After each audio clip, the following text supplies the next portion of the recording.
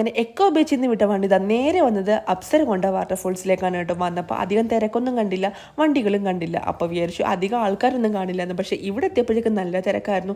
ഇപ്പോൾ ഈ കാണുന്ന വെയിലൊന്നും കണക്കാക്കേണ്ട, സൂര്യൻ നമ്മളെ ഇടയ്ക്കിടയ്ക്ക് പറ്റിക്കുന്നുണ്ട് കേട്ടോ. നല്ല രീതിയിൽ വെയിൽ വരും, പിന്നെ നല്ല അടിപൊളി മഴ വരും.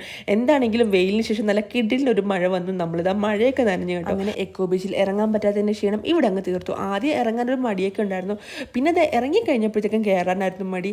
നമ്മളിതാ ഈ വെള്ളം വീഴുന്നതിൻ്റെ സൈഡിലില്ലേ, നമ്മൾ നിൽക്കുന്ന സ്ഥലത്തായിട്ട് എന്തോ ഒരു പ്രതിഷ്ഠയുണ്ട് കേട്ടോ. അടുത്തൊരു അമ്പലവും ഉണ്ട്. എന്താണെങ്കിലും അവിടെ കുറേ നേരം ഇരുന്ന് കേട്ടോ. ശരിക്കും നല്ല രീതിയിലൊരു മസാജ് കിട്ടുന്ന ഫീലായിരുന്നു കേട്ടോ ഈ ഒരു വെള്ളം നമ്മുടെ മേത്തോട്ട് വീഴുമ്പോൾ. അങ്ങനത്തെ കുറേ നേരം അവിടെ ഇരുന്ന്. ഞങ്ങൾ ഈ നിൽക്കുന്ന ഏരിയ എന്ന് പറയുന്നത് കുറച്ച് ദൂരം അങ്ങോട്ട് നടന്നു പോകണം കേട്ടോ. നല്ല ആഴം ഉണ്ടെന്ന് വിചാരിച്ച് ആരും തന്നെ അങ്ങോട്ട് വരുന്നില്ലായിരുന്നു. ബോയ്സിൻ്റെ വിഹാര കേന്ദ്രമായിരുന്നു. ഞങ്ങൾ പോയതോടുകൂടി പിന്നെ എല്ലാവരും അങ്ങോട്ട് വരാൻ തുടങ്ങി. പിന്നെ ഗേൾസിനെ കൊണ്ട് നിൽക്കാൻ വയ്യാത്ത അവസ്ഥയായിരുന്നു കേട്ടോ. നല്ല കിടിലൊരു എക്സ്പീരിയൻസ് ആയിരുന്നു. അങ്ങനെ നേരെ മഴയൊക്കെ കൊണ്ട് ഞങ്ങൾ നേരെ ഹോട്ടലിലേക്ക് വിട്ടു. അപ്പോൾ അത്രയുള്ള ഗൈസ്, എല്ലാവർക്കും ബൈ.